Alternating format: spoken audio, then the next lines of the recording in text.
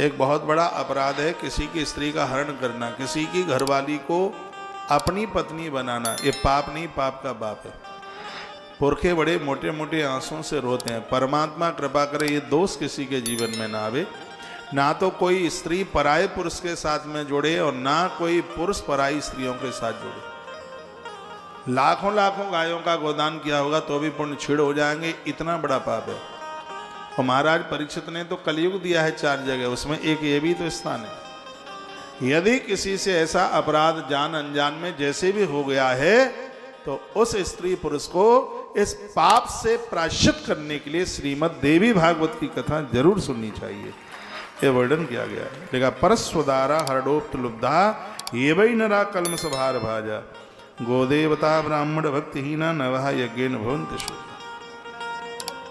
गाय की सेवा नहीं कर पाया, ब्राह्मण की सेवा नहीं कर पाया, इतना उससे अपराध और हो गया है।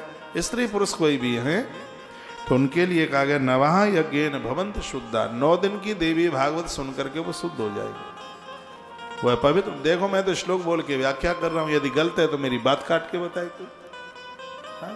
बिना श्लोक के तो मुझे कथा में आनंद ही नहीं आता है। समझ मैं बड़ा भाग्यशाली हूं, इस देश में ज्यादा संस्कृत बोलकर कथा कहने वाले लोग होंगे तो उनमें एक नाम मेरा भी आएगा। बात कोई प्रमाणित कही जाती है तो आनंद होता है। देखा परस्वदारा हड़ेत लुब्धा ये वही नरा कलम सभार भाजा गौदेवता ब्राह्मण भक्ति न नवा यज्ञेन भवन्ति शुद्धा।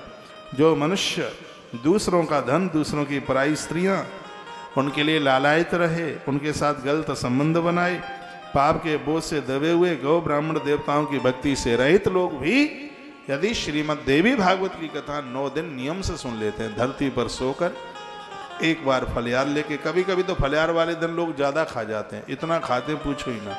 पूरा दिन नंदी की तरह मुंह चलता ही रहता, कभी कूटू के पकोड़े, कभी सिंगाड़े की लपसी, कभी कलाकंद खा लिया, कभी कुछ कुछ कुछ कुछ कुछ कुछ, पूरे दिन भर खाते रहते हैं। व्रत का मतलब है कि पूरे दिन भूख का एहसास होना चाहिए।